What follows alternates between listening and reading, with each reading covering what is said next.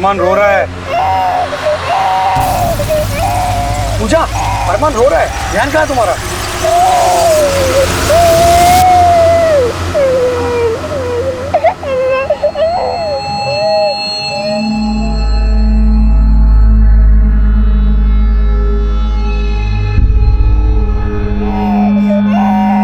अरे अभी तक क्यों रो रहा है वो? पूजा, इसमें तो दूध ही नहीं है। तुमने दूध गर्म किया था ना? हाँ? हम शायद इसमें डालना भूल गए। ये भगवान, क्या हो गया तुम्हें यार? अरे ये क्या होगा? ओहो, लगता है टायर पंक्चर हो गया है। अच्छा, सामने ढाबा है, मैं वहां ले देता हूँ।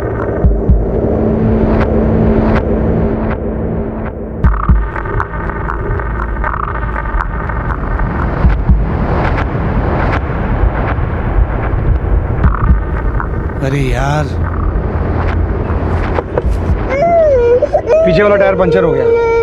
ओहो, आप टायर चेंज कीजिए, मैं जरा ये ढाबे में वॉशरूम होकर आती हूँ। एक काम करो, तुम ढाबे में जाओ और दूध ले लो इसके लिए।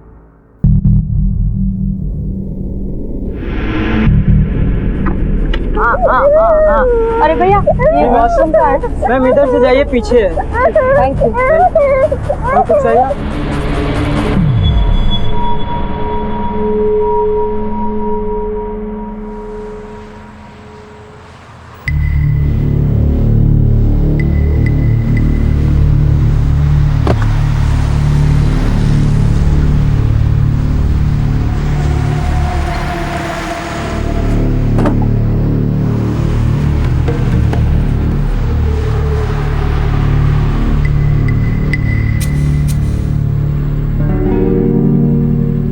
अरे वो भैया, वो एक बच्चे के साथ एक औरत थी जो टॉयलेट में गई थी, पीछे का पीला और काला सलवार सूट पहन के। देखा क्या उनको? हाँ, काफी टाइम पहले देखा था, बाथरूम गई थी।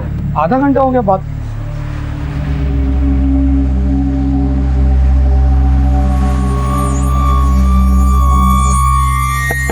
पूजा, पूजा,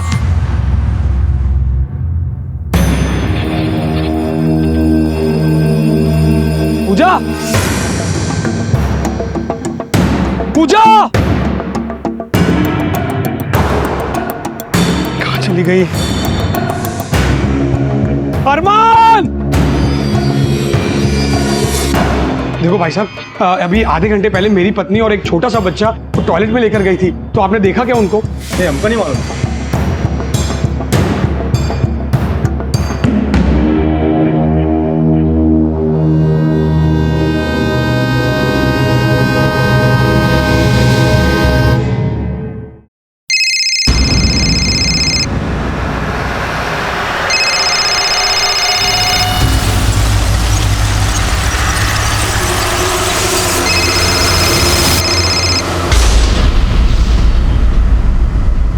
नमस्कार, आदाब। क्राइम पेट्रोल डायल 100 में आप सबका स्वागत है।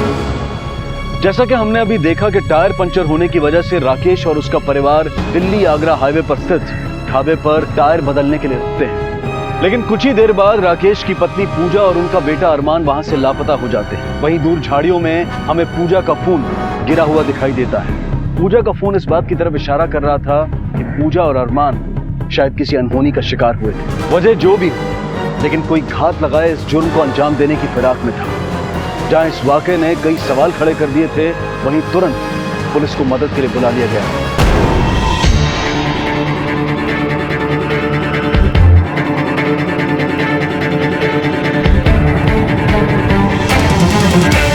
सर, हम ही आपको फोन किए थे। हमारे यहाँ पर हाईवे पर आकर गाड़ी खराब हो गई थी और मैं यहाँ इस एरिया में किसी को जानता तक नहीं। लगता है टायर पंक्चर हो गया है। सामने ढाबा है, वहां ले देता हूँ। आप टायर चेंज कीजिए, मैं जरा ये ढाबे में वॉशरूम होकर आती हूँ। हमारी बीवी यहाँ पर पीछे टॉयलेट में गई थी। उसके बाद जब हम चेक करने गए तो हमको कोई मिला ही नहीं वहां पर। आसपास सर्च करो। सर,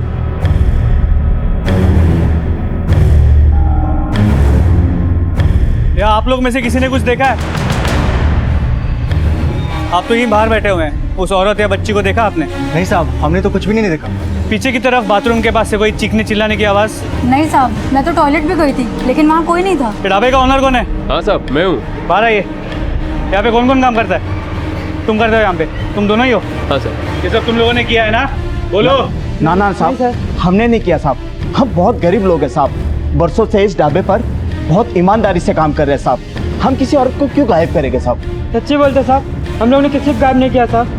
तुम ढाबे के पास आए और तुम्हारी गाड़ी पंचर हो गई। जी सर। फिर तुम्हें टायर में कील मिला। हाँ तुम्हारा ढाबा है ना? हाँ साहब। क्या चल रहा है? औरत बच्चे गायब हो रहे हैं यहाँ पे? नहीं साहब, हमारे ढाबे में ऐसा कुछ नहीं होता है। हमारा ढाबे का रिकॉर्ड साफ है साहब। साहब, उस आदमी और औरत तो हम जानते भी नहीं है, हमने कुछ नहीं किया साहब। तुम्हें शक है किसी को? नहीं सर, हम तो एक नौकरी पेशा आदमी है और हमारी बीवी पूजा वो साधारण सी हाउसवाइफ है। हमारी किसी से क्या दुश्मनी हो सकती है सर? काम क्या करते हो? सर हम आगरा के एसएच बिल्डर्स के यहाँ पर प्रोजेक्ट सुपरवाइजर हैं। सर यहाँ आसपास ऐसा कोई क्लू नहीं मिला जिससे ये पता चल सके इनकी मारपीट या कुछ छीना झपटी हुई है। सर, ये झाड़ियों में ये मोबाइल मिला है। सर ये तो पूजा का मोबाइल है। सर जरूर कुछ ना कुछ गड़बड़ जरूर हुई है सर। सर मेरी पत्नी पूजा, सर बेटा अरमान है sir. Please sir, please please ढूंढिए ना सर, कैसे भी करके प्लीज सर। ठीक है, हमारे साथ थाने चलकर एफआईआर दर्ज करवाइए।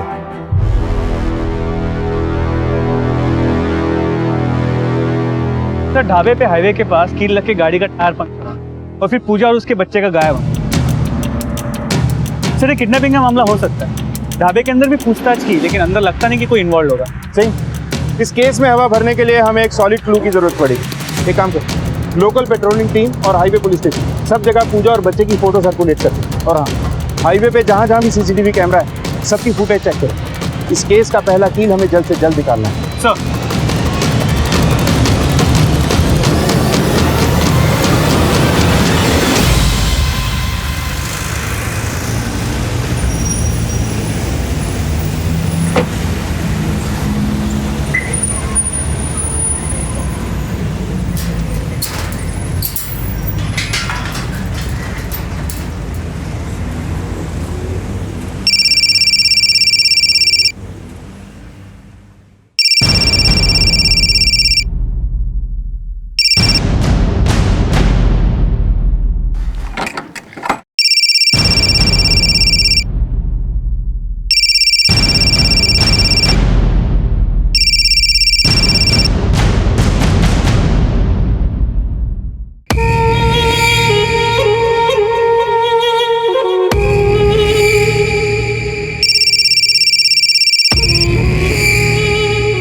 अगर तुमने मेरे पैसे टाइम पर नहीं दिए ना तो तुम बहुत बड़ी मुसीबत में पड़ जाओगे। प्रदीप सिंह। सर हाईवे के पास के सभी सीसीटीवी फुटेजेस को चेक किया लेकिन पूजा या उसके बच्चे के बारे में कोई खबर नहीं मिली। सर अगर ये केस किडनैपिंग का है तो राकेश को फिरौती के लिए कॉल बहुत जल्द आ जाएगा। मुझे नहीं लगता सर। इस केस के हालात पे गौर करें तो राकेश एक मामूली सी नौकरी करता है। उसके बीवी बच्चे को किडनैप करके किसी को कितने पैसे मिल सकते हैं? आखिर एक औरत अपने बच्चे के साथ क्यों और कहाँ गायब हो गई, वो भी एक ढाबे से? बड़ी अजीब बात है। ये मामला कुछ और ही है। जो अपने बच्चे को लेके खुद भी तो जा सकते हैं। सर इस एंगल का कोई ट्रायंगल भी हो सकता है। हो सकता है कि ये पूरी प्लानिंग पूजा की। उसने पहले किसी की मदद से गाड़ी को पंक्चर करवाया और जब गाड़ी ढाबे पे रुकी वॉशरूम जाने के बहाने उस आदमी के साथ वहां से भाग गई। क्योंकि ढाबे पे किसी ने भी चीखने चिल्लाने की कोई आवाज नहीं सुनी और ना ही वहां कोई स्ट्रगल के निशान है। और फोन तो वो खुद भी फेंक के जा सकती है ताकि कोई उसे ट्रैक ना कर सके। ये एंगल हो सकता है और ये भी हो सकता है कि राकेश का ही किसी से अफेयर है और वो अपनी पत्नी पूजा और बच्चे को रास्ते से हटाना चाहता हो। जी सर ये भी हो सकता है। होने को तो बहुत कुछ हो सकता है सर। राकेश के पड़ोसियों से राकेश और पूजा के बारे में पूछताछ करो और राकेश जिस ऑफिस में काम करता है वहां से भी पूछताछ करो और राकेश के साथ साथ पूजा के भी कॉल रिकॉर्ड खंगा लो। अगर लव अफेयर या कोई और एंगल है तो कुछ न कुछ हाथ जरूर लगे। सर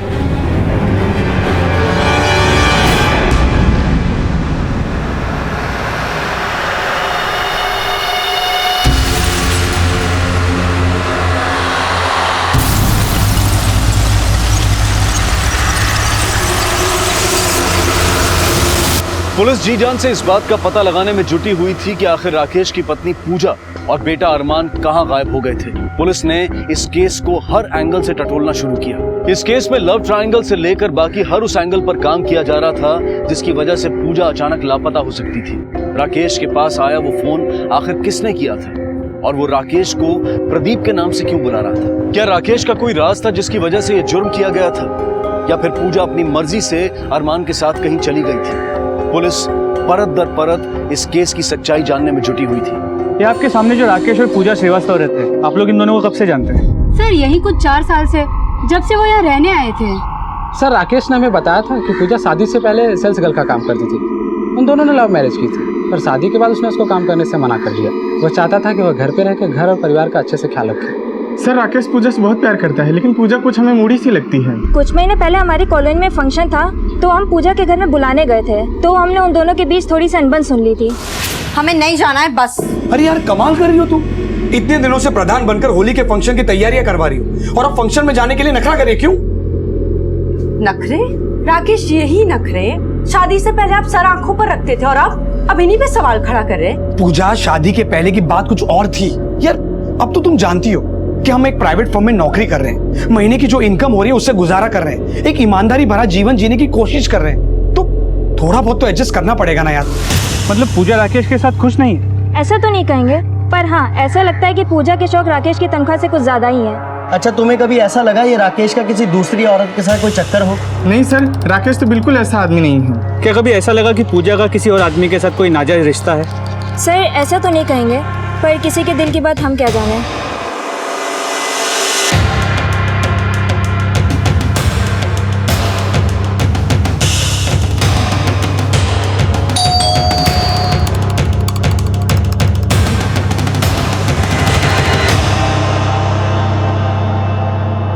पूजा के कॉल रिकॉर्ड्स में एक नंबर है जिससे वो बहुत ज्यादा बात किया करती थी। वो नंबर किसी गुंजन शर्मा के नाम पे रजिस्टर्ड है, पर वो नंबर फिलहाल स्विच्ड ऑफ है। इस गुंजन का एड्रेस निकलवाओ और वहां जाके इसके बारे में पता करो। और वो राकेश, उसके ऑफिस से कुछ हाथ लगा? नहीं सर, उसके ऑफिस में सब लोग उसके काम से खुश हैं, और उसके कॉल रिकॉर्ड्स में भी कोई ऐसा नंबर नहीं मिला जिससे वो बहुत ज्यादा बात करता। इनफैक्ट दोनों के कॉल रिकॉर्ड्स और बैकग्राउंड चेक किए तो लगता नहीं कि किसी का कोई एक्स्ट्रा मैरिटल अफेयर होगा। आखिर ये औरत और उसका बच्चा गए कहाँ?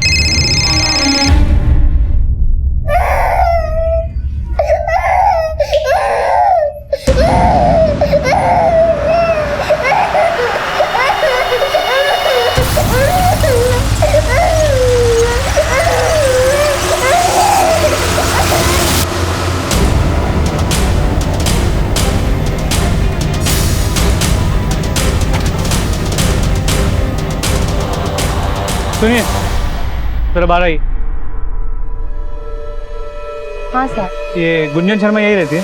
तो पूजा के कॉल रिकॉर्ड्स में एक नंबर है जिससे वो बहुत ज्यादा बात किया करती थी। वो नंबर किसी गुंजन शर्मा के नाम पे रजिस्टर्ड है। जी साहब। ये कहाँ गई कुछ पता है? नहीं साहब, उस दिन से दिखी नहीं वो। आखिरी बार कब देखा था? परसों 25 अगस्त को।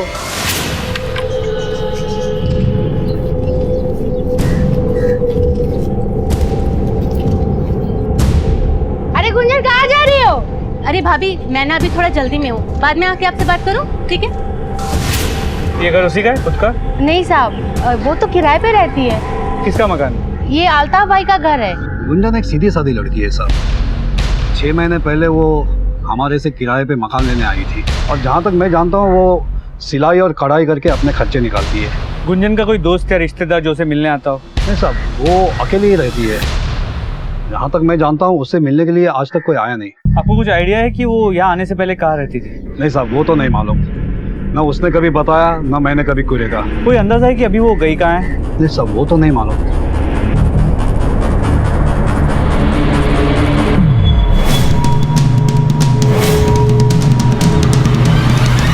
कल डीएसपी साहब के पास चलेंगे, तुम्हारा काम हो जाएगा। सर, पूछताछ के दौरान पता चला कि गुंजन 25 अगस्त को अपने घर से एक बैग लेके निकली थी, उसके बाद वो वापस लौटी ही नहीं।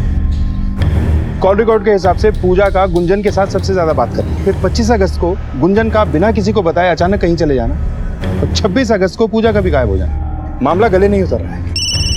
सर एक मिनट। हेलो, क्या?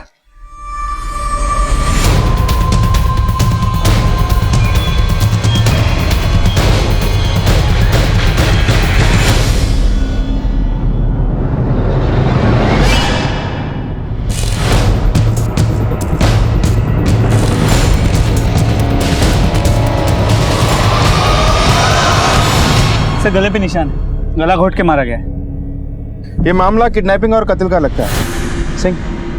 इसमें या तो बेवफा आशिक का हाथ है या फिर बेरहम पति का। सर पूजा की बॉडी तो यहाँ पे है, लेकिन उसका बच्चा अरमान का ही नजर नहीं आ रहा। सोचने की बात तो है, लेकिन बच्चे तक पहुंचने के लिए हमें ये पता लगाना होगा कि पूजा ढाबे से 8 किलोमीटर दूर यहाँ अतरौनी में पहुंची कैसे। लगता है टायर पंक्चर हो गया है, सामने ही ढाबा है, मैं वहाँ ले लेता हूँ। आप टायर चेंज कीजिए, मैं जरा ये ढाबे में वॉशरूम होकर आती हूँ। पूजा! गांव के लोगों से पूछताछ करो, शायद किसी ने कुछ देखा। सर अपने बच्चे के साथ लापता दिखाई दे रही पूजा की मौत से इस केस में सनसनी फैल गई। अब तक पुलिस को यह शक था कि ये सब कुछ पूजा के किसी आशिक या पूजा के पति राकेश का किया कराया था, लेकिन पूजा के कत्ल से इस केस में कई पेचीदगियां बढ़ गई थी। अरमान अब कहां था और किसके साथ था? क्या वो भी किसी साजिश का शिकार हुआ था? सच की तलाश में पुलिस ने फौरन पूजा के गांव वालों से पूछताछ शुरू की और इस पूछताछ में जो बातें सामने आई वो काफी चौंका देने वाली थी। गांव के बाहर जो लाश मिली है उसके आसपास तुमने किसी को देखा है? हाँ से एक आदमी को जाते हुए देखा था। क्या आप उस शख्स को पहचान सकते हैं? नहीं साहब, उसने कुछ काला सा टोपा डाल रखा था तो उसकी शक्ल नहीं देख पाया, लेकिन हाँ इतना याद है कि उसने पुलिस की वर्दी पहन रखी थी। लेकिन जब तक मैं उसके नजदीक पहुंचता वो अपनी बाइक पे बैठ के चला गया। सिंह, आसपास की पुलिस बीट चौकियों से पता करो कि कल कौन सा पुलिस वाला पेट्रोलिंग पे था, खासतौर पे जिसके पास खुद की बाइक हो। लेकिन एक बात समझ में नहीं आ रही कि पूजा के कत्ल में आखिर एक पुलिस वाले का क्या संबंध हो सकता है।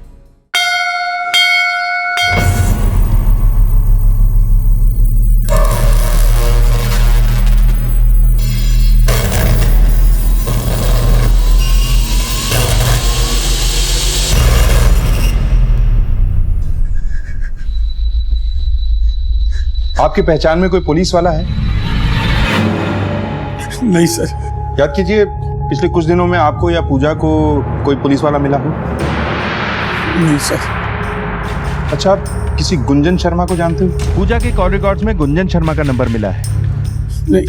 देखिए, हमसे कुछ छुपाइए मत, आपके बच्चे की जान खतरे में हो सकती है। सर, मेरी पूजा तो नहीं रही, मेरे अरमान को ढूंढ लीजिए सर, मेरे अरमान को ढूंढ लीजिए प्लीज।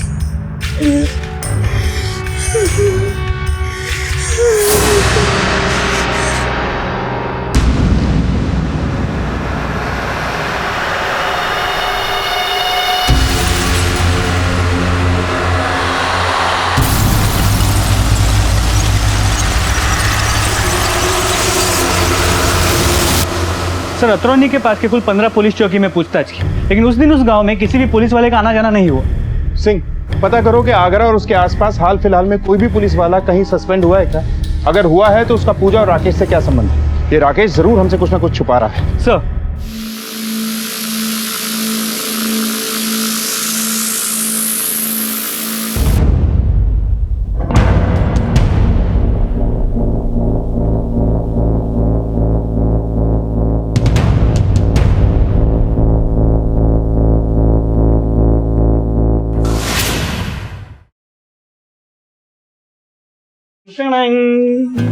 अरे ये क्या है? अरे देखो और ऐश करो। गिफ्ट। वाओ, अच्छी है ना? बहुत प्यारी साड़ी है। हमें तुम्हारा यही अंदाज तो अच्छा लगता है, और तुम्हारी ये वर्दी। और अगर ये वर्दी नहीं रही तो तुम हमको छोड़कर चली जाओगी। तो तुम क्या बोल रहे हो? हमने तुमसे एक झूठ बोला है। झूठ? कैसा झूठ?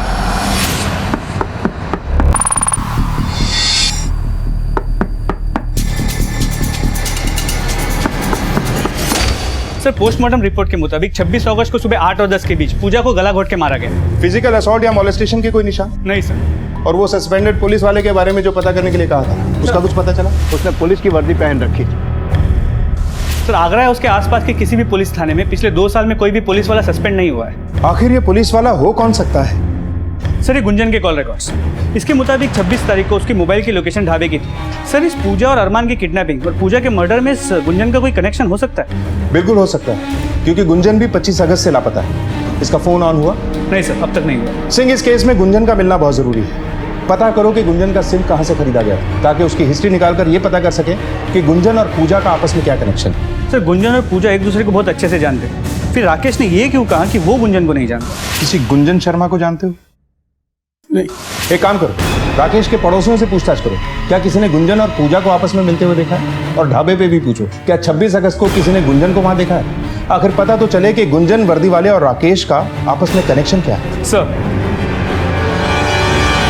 अबे पगला के हो क्या? हाँ, पुलिस के रडार में हमारा भी फोन होगा। अगर हमारे साथ कुछ भी हुआ ना तो बता रहे तुमको, तुम भी नहीं बचोगे। चलो फोन रखो अभी। क्या आपने कभी इस लड़की को पूजा के साथ या पूजा के घर आते जाते देखा है? हाँ सर, ये तो गुंजन है। ये अक्सर पूजा के घर आती रहती थी। अच्छी सहेलियां थी सर। पूजा और वो दोनों साथ में स्कूल में पढ़ती थी। फिर गुंजन शायद पता नहीं कहाँ चली गई और अब 5-6 साल बाद फिर मिले दोनों। उनका स्कूल कौन सा? सर ये तो कभी पूछा ही नहीं मैंने। अच्छा, आपने कभी गुंजन और पूजा के बीच अनबन होते हुए देखा है? नहीं सर, वो दोनों तो बहुत सीधी सादी लड़कियाँ थी।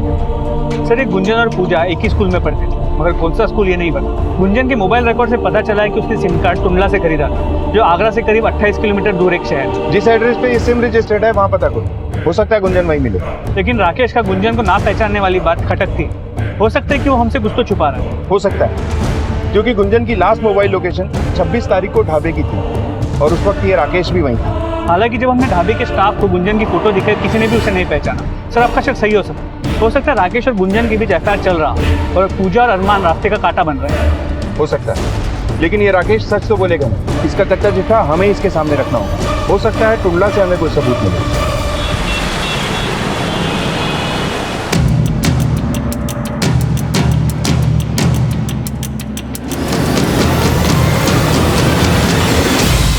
अपनी बहन को कहाँ छुपा के रखा है? सच बता।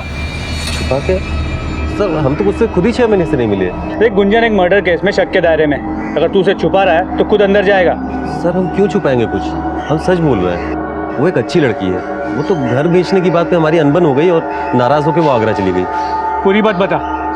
सर ये हमारा पैतृक घर है। वो इसे बेच के आगरा में एक फ्लैट लेना चाहती थी, जिसमें वो अपना टेलरिंग ट्रेनिंग सेंटर वगैरह खोल सके। हमने मना कर दिया और गुस्से में आके यहाँ तक कह दिया कि इस घर पे तुम्हारा कोई हक नहीं है। बस इतनी सी बात है सर। और इतनी सी बात पे तुझसे 6 महीने से नहीं मिला, पुलिस को समझता क्या है बे तू? सर उसने खुद ही बोला था कि हमसे कांटेक्ट मत करो, फिर हमको भी थोड़ा सा ईगो आ गया बस। ये पूजा और गुंजन एक ही स्कूल में पढ़ते थे। कौन सा स्कूल है वो? सहारनपुर में आर्या पब्लिक स्कूल में 2-3 साल साथ पढ़ी थी। फिर बापूजी का देहांत हो गया तो उसको वापस यहाँ टुंडला आना पड़ा। सहारनपुर? जी, लेकिन सर हमारी बहन बहुत अच्छी लड़की है। वो कोई गलत काम कर ही नहीं सकती। आपको कुछ गलतफहमी हुई लग रहा है।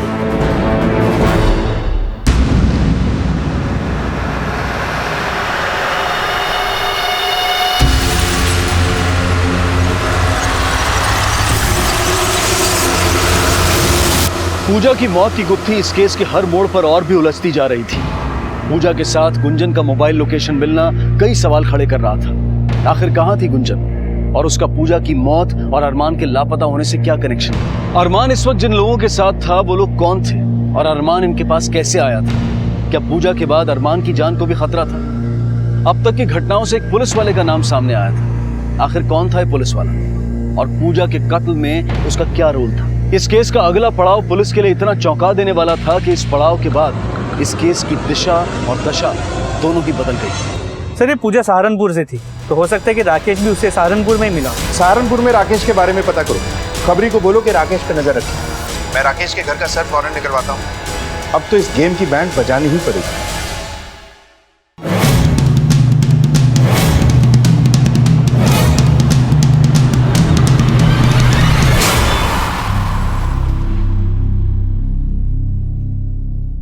ये लो पैसे और अब यहाँ से दफा हो जाओ।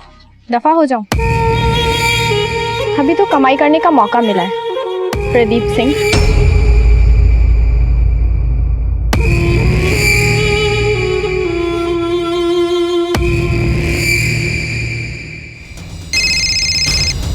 हाँ गुप्ता बोलो। क्या? ठीक है तुम वहीं रुको, सिकंदर हाईवे ले चलो जल्दी।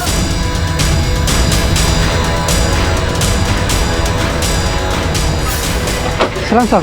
कहाँ पे? सर इधर से।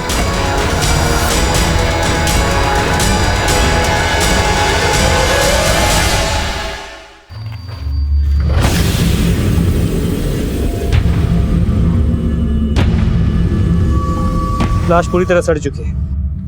आसपास चेक करो, कुछ मिलता है क्या?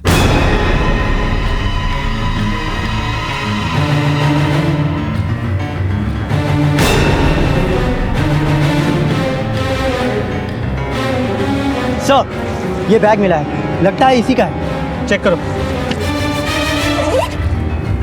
सर,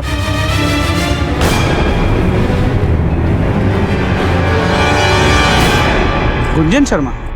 सर, पूजा के कॉल रिकॉर्ड्स में एक नंबर है जिससे वो बहुत ज्यादा बात किया करती थी। वो नंबर किसी गुंजन शर्मा के नाम पे रजिस्टर्ड है। हाँ सर, ये तो गुंजन है। ये अक्सर पूजा के घर आती रहती थी। सर ये बस का टिकट भी मिला है। ये टिकट ले जाके पता करो कि बस का रूट क्या है, फिर उसके साथ आईडी भी ले जाओ। चेक करो कि 25 अगस्त को बस में यही ट्रेवल कर रही थी या कोई और। सर, ले जाओ। पूजा अपने बेटे के साथ एक ढाबे से गायब हुई थी। गुत्थी के सिरे तलाशती पुलिस को उसकी लाश मिली और अब उसकी सहेली गुंजन की लाश ने तो केस को एकदम से पलट कर रख दिया। बड़ा सवाल अब भी ये था कि बच्चा कहाँ था। पुलिस बच्चे की तलाश में जुटी थी।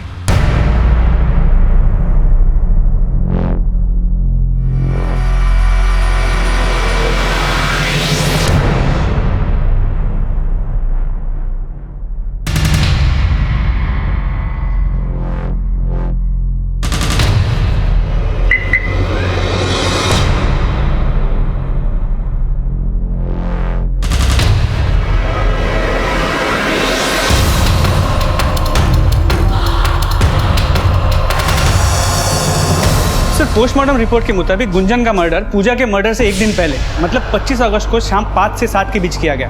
दोनों को मारने का तरीका एक ही, गला घोट के। और सर, गुंजन के बॉडी के पास हमें उसका मोबाइल फ़ोन भी नहीं मिला। और सर, हैरानी की बात यह है कि 26 अगस्त को गुंजन के मोबाइल की लोकेशन पहले ढाबे की थी और फिर उस लोकेशन की थी जहाँ पे पूजा को मारा गया।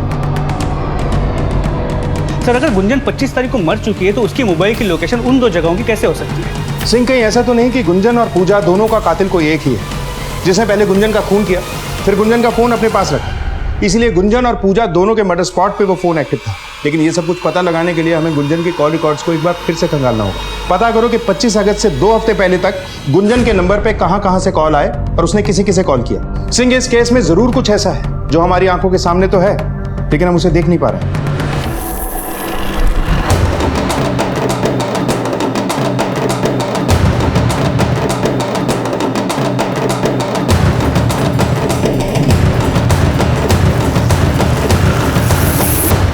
सर, गुंजन के कॉल रिकॉर्ड में ये नंबर मिला है जिससे गुंजन ने 24 और 25 अगस्त को 4 से 5 बार फ़ोन किया। तो उस नंबर से भी गुंजन को 3 से 4 बार कॉल आए। सर, ये नंबर किसी वीरेन चुग के नाम पे रजिस्टर्ड है। जब हमने वीरेन चुग से बात की तो उसने कहा कि वो तो गुंजन को जानता ही नहीं, लेकिन वो पूजा को जानता है। हेलो सर, अभी मैंने राकेश की गाड़ी में एक लड़की को बैठते देखा। देखो, हमको एक बात समझ में नहीं आ रही, क्यों हमारा पीछा कर रही हो तुम? अरे इतने सारे पैसे तो दे चुके यार तुमको। अरे हम माफी मांगते हैं उस बात की तुमसे।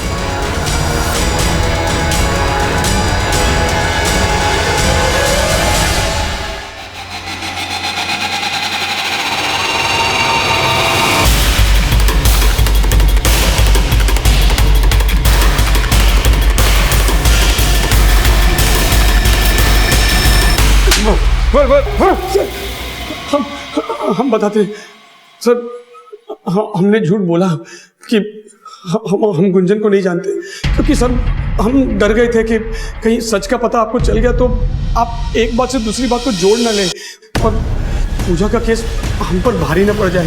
बाकी सर हमने और कोई झूठ नहीं बोला, सच कह रही सर। सर, वो झूठ बोल रहा है। उसका नाम राकेश नहीं है, प्रदीप सिंह है। उसकी शादी हमारी दीदी माधुरी के साथ बरेली में हो रखी थी, लेकिन शादी के 2 साल बाद एक दिन जब वो घर आया तो बहुत घबराया हुआ था। चलो अंदर चलो, अंदर चलो। क्या हुआ? घबराए क्यों? बता रहे 2 मिनट में आकर बता रहे हैं। जीजाजी, हुआ क्या? क्या हुआ, कुछ तो बताइए। ये 25,000 रुपया रखो, इससे काम चलाना। हम कुछ दिनों के लिए बाहर जा रहे हैं। अरे जीजाजी, आखिर हुआ क्या है, कुछ बताइए तो सही हमें। हम कोई पुलिस वाले नहीं, और अगर इस वक्त यहाँ पर रहे तो हम पकड़े जाएंगे। हाँ सर, हम झूठ बोले थे कि हम पुलिस वाले हैं, क्योंकि वर्दी पहनने के बाद हमको इज्जत और रौब मिल रहा था। लोग आते जाते हमको सलाम ठोकते थे साहब, और जब बीवी के साथ बाजार में जाते थे तो खाना पीना फ्री में मिल जाता था और इस वर्दी के कारण पैसा भी मिल जाता था हमको। इसी झूठी शोहरत की लालच में हम दुनिया वालों से झूठ बोले। सर 5 साल तक हमारी बहन ने उसका पागलों की तरह इंतजार किया, सिर्फ इस उम्मीद में कि वो वापस आएगा। हमने भी ढूंढने की उसे बहुत कोशिश की, लेकिन कुछ नहीं पता चला। लेकिन अब से 3 महीने पहले हमारे एक जानकार मोहन भैया ने उसे आगरा में देखा। हाँ माधुरी, मैं सच बोल रहा हूँ। तुम्हारा प्रदीप आगरा के वशिष्ठ कॉलोनी में राकेश श्रीवास्तव के नाम से रह रहा है और वो वहाँ किसी बिल्डर के यहाँ सुपरवाइजर का काम कर रहा है। क्या? तो भैया आप अपने साथ क्यों नहीं लेके आए उन्हें? अरे हम तो उससे मिले ही नहीं माधुरी, लेकिन इतना पता चला कि वो शादी कर लिया है और उसका एक बच्चा भी है। नहीं सर, आप ये क्या कह रहे हैं? ज्यादा नाटक मत करो। तुम भी जानते हो कि तुम्हारी पहली पत्नी ने तुम्हारी बेवफाई के बारे में जानकर 3 महीने पहले ही आत्महत्या कर ली थी। बोलो। आत्महत्या? रीटा ने तो हमको इसके बारे में कभी कुछ बताया भी नहीं। सर झूठे से झूठ बोलकर हमने कोई गलती नहीं की है, उसकी वजह से हमारी बहन ने आत्महत्या की। तभी हमने सोच लिया था कि हम इसे चैन से जीने नहीं देंगे, इसलिए हम 1 महीना पहले आगरा आए और सीधा उसके घर के पास जाकर उसे धमकी दी। अगर तुमने हमारी दीदी के लिए पैसे नहीं दिए ना, तो तुम्हारा सारा झूठ तुम्हारी इस दूसरी बीवी के सामने रख देंगे। देखो मेरी सर, ये सच है कि हम नकली पुलिस ऑफिसर बनकर बहुत गलत किए। बरेली से भागने के बाद जब हम सहारनपुर आए तब भी हम 1-1.5 साल तक इस वर्दी का इस्तेमाल करते रहे और इस दौरान हमको पूजा से प्यार हो गया। पूजा को भी हमारी वर्दी का रौब अच्छा लगता था, इसलिए हम दोनों शादी कर लिए और इसलिए हम पूजा को सब सच बता दिए। क्या तुमने हमसे झूठ बोला कि तुम पुलिस वाले हो?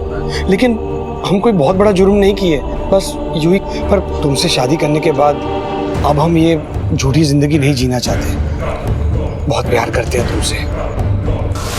सर हम सच कह रहे हैं, हमने प्रदीप से पैसे सिर्फ उसे परेशान करने के लिए मांगे थे, लेकिन सर हमने किसी का खून नहीं किया है। खून किया है या नहीं इसका पता तो हम लगा ही लेंगे, लेकिन ब्लैकमेल करने के जुर्म में तुम्हें हवालात की हवा तो खानी ही पड़ेगी। ये 2 सिम वाला फोन, एक से रीटा को फोन करता था ना, ताकि किसी को पता न चले। ये नंबर तूने किसी को दिया भी नहीं था। जी सर। पूजा और गुंजन को क्यों मारा? सर माँ कसम क्या कहते हैं सर, हमने किसी को नहीं मारा सर, हम झूठ नहीं बोल रहे सर। पूजा से तो हम बहुत प्यार करते थे और अपने बेटे से बहुत प्यार करते हैं सर। सर आपसे गुजारिश है, हमारे अरमान को कहीं से भी ढूंढ लाइए सर। अब जब तक वो मिल नहीं जाता और तुम्हारा सच सामने नहीं आ जाता, तुम हमारे मेहमान ही रहोगे। Sir please sir. सर ये गुत्थी तो उलझती ही जा रही है। सिंह, एक बार फिर वीरेंद्र चुग से मिलते हैं, जिनका नंबर हमें गुंजन के कॉल रिकॉर्ड से मिला था।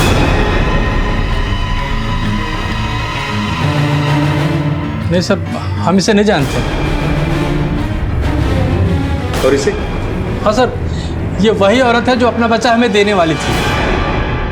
सर हमारी शादी को 10 साल हो गए हैं और हम एक बच्चे की चाह थी, तो पूजा ने हमें बताया कि उसके पास एक ऑफर था सर। देखिए, आप तो जानते ही हैं कि अडॉप्शन एजेंसी से बच्चा अडॉप्ट करना इतना आसान नहीं होता, रिजेक्शन भी हो सकता है।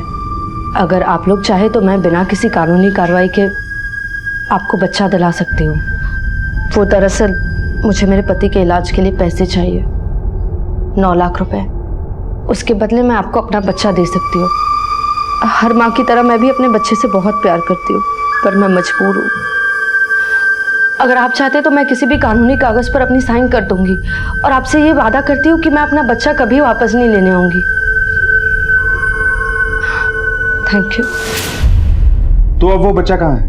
सर बच्चा हमारे पास नहीं है, हम बच्चे को अडॉप्ट करने वाले थे और 27 तारीख को बच्चा हमारे पास आने वाला भी था। सर हमने 25 तारीख को पूजा का फ़ोन ट्राई किया, लेकिन उसका फ़ोन लग नहीं रहा था। 26 तारीख को सर उसका एक मैसेज रिप्लाई आया, डील कैंसिल। उसके बाद पूजा का फ़ोन स्विच ऑफ हो गया। ये पूजा अपने पति की बीमारी का बहाना बना के बच्चे को बेचना चाहती है। बात को समझ में नहीं आया। हैरानी की बात है कि बच्चे को बेचा भी नहीं गया और बच्चा गायब भी हो गया। सर ये हो सकता है क्योंकि पूजा और गुंजन साथ में मिले हुए, क्योंकि सिम कार्ड गुंजन के नाम पे था और बात पूजा करती थी। और पूजा को पैसे का लालच भी था। वो अपने पति राकेश के रहन सहन से खुश नहीं थी और गुंजन भी प्रॉपर्टी के लिए अपने भाई से लड़कर आई। सर क्या ये मुमकिन है कि पूजा और गुंजन ने मिलकर प्लान बनाया हो कि बच्चा बेच के आगरा से कहीं दूर जाके सेटल हो जाए? लेकिन पोस्टमार्टम रिपोर्ट के हिसाब से गुंजन का कत्ल पूजा के कत्ल से पहले हुआ।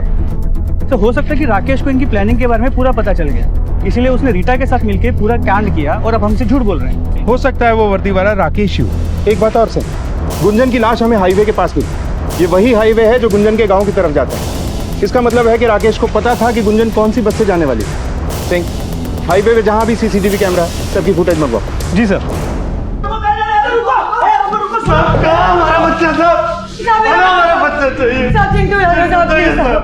एक मिनट, शांत हो जाइए।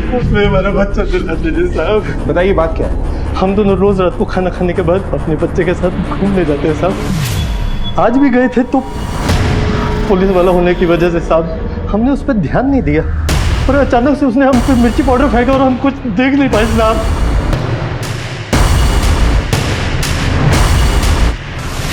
आप लोगों ने इस वर्दी वाले को पहले भी देखा था? जी साहब, कल भी हमारे पास से गुजरा था साहब। शक्ल याद है उसकी? नहीं साहब, उसके सर पे हेलमेट था टिंटेड ग्लास का, इसलिए हम कुछ नहीं देख पाए साहब। ये सब नहीं पता साहब। आप बच्चा ला दो, मेरा बच्चा। उसने कुछ काला सा टोपा डाल रखा था तो उसकी शक्ल नहीं देख पाया। एक और वारदात, एक और बच्चे का गायब होना और एक बार फिर से वर्दी वाले बच्चे चोर का आतंक। आखिर कौन था ये शख्स और ये अगवा किए गए बच्चों के साथ करता क्या था? ये केस पुलिस के सामने आया अब तक का सबसे संजीदा केस था। पूजा का कत्ल, अरमान का लापता होना, गुंजन का कत्ल और अब सामने आई नई वारदातें इस केस को कई उलझनों में जकड़ रही थी। सिंह, ये वर्दी वाला तो कातिल के साथ साथ बच्चा चोर भी। राकेश के बेटे अरमान के साथ अब इनका चिंटू गायब। ये गुत्थी तो बच्चा चोर गैंग की तरफ इशारा करती है। और अब तक हमें लग रहा था कि वो वर्दी वाला राकेश था, लेकिन ये राकेश तो लॉकअप में बंद है। सर ये देखिए कि वही बस है जिससे गुंजन आगरा से टुंडला की तरफ निकली थी। और सर अब ये देखिए यहाँ पे बस के पीछे बाइक पे वर्दी वाला। स्टॉप करो, जूम करो। ये बाइक का रजिस्ट्रेशन नंबर, इससे बाइक के ओनर तक आसानी से पहुंच सकते हैं।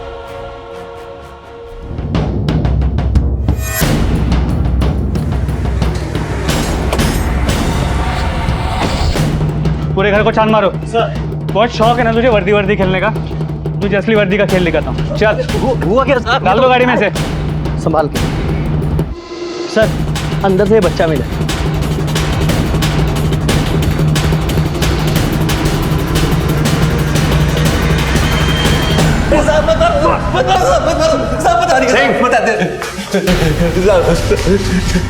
साहब हम ही वो नकली पुलिस वाले पैसों की लालच और वर्दी की आड़ में हम ही बच्चों को अगवा किया करते थे। मतलब इस पूरे कांड का मास्टरमाइंड तू ही है? नहीं साहब, हम नहीं, पूजा साहब। पूजा? जी साहब, पूजा को हम तब से जानते हैं जब वो गुंजन के साथ स्कूल में पढ़ती थी। गुंजन ने उसे बताया था कि विनोद भैया के पास काम नहीं है, काफ़ी परेशान रहते हैं। तब पूजा ने हमें पैसों का लालच देके बच्चों की चोरी का प्लान बताया और कहा कि एक बार में लाखों मिलेंगे। हम उसकी लालच में आ गए।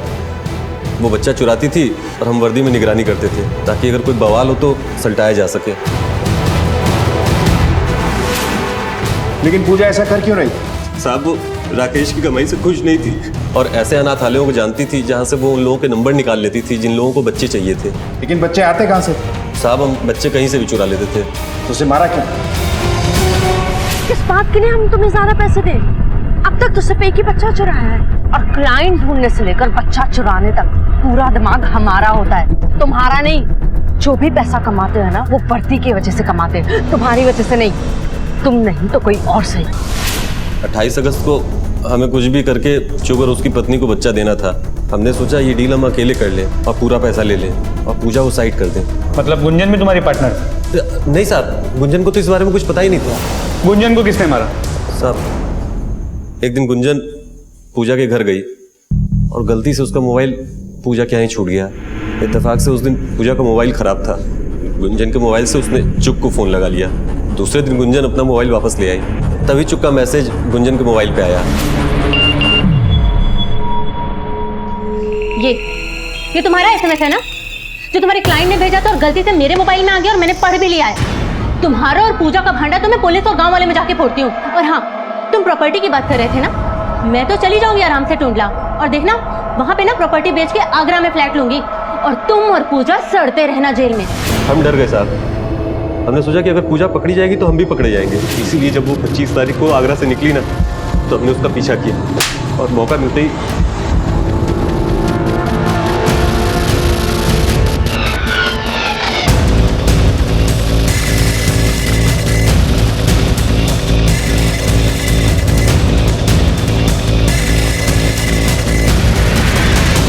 और पैसों के लालच ने तुमसे पूजा का खून करवा दिया। ढाबे के पास हाईवे पे कील तुम्ही ने रखे थे ना। तुम्हें पता था कि पूजा राकेश के साथ एक दिन के लिए दिल्ली घूमने जा रही है। जी साहब। पूजा, तुम यहाँ क्या कर रहे हो? अगर किसी ने देख लिया तो गड़बड़ हो जाएगी। तुम मेरे साथ चलो, ये बहुत अच्छी डील है, बहुत अच्छी डील है। 10 लाख का आसामी है। हाँ, तुम अपने 70% रख लेना।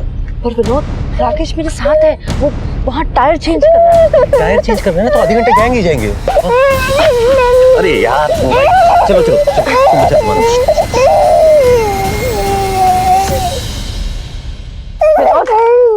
ये तुम कहाँ लेकर आए हो?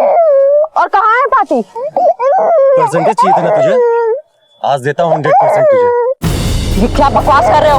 दूर रहना। मेरा बच्चा! छोड़ो मेरे को!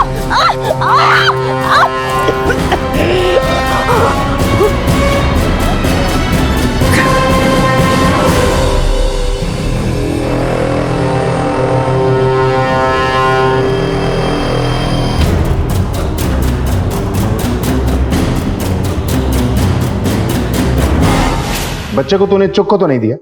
नहीं साहब, हमारे पास एक दूसरी पार्टी भी थी जिसको बच्चा चाहिए था। हमने वो बच्चा उस पार्टी को 3 लाख में बेच दिया। एक तो पुलिस की वर्दी पहन के पुलिस को बदनाम करता है, दूसरा मासूम बच्चों को उनके माँ बाप से अलग करता है। साहब,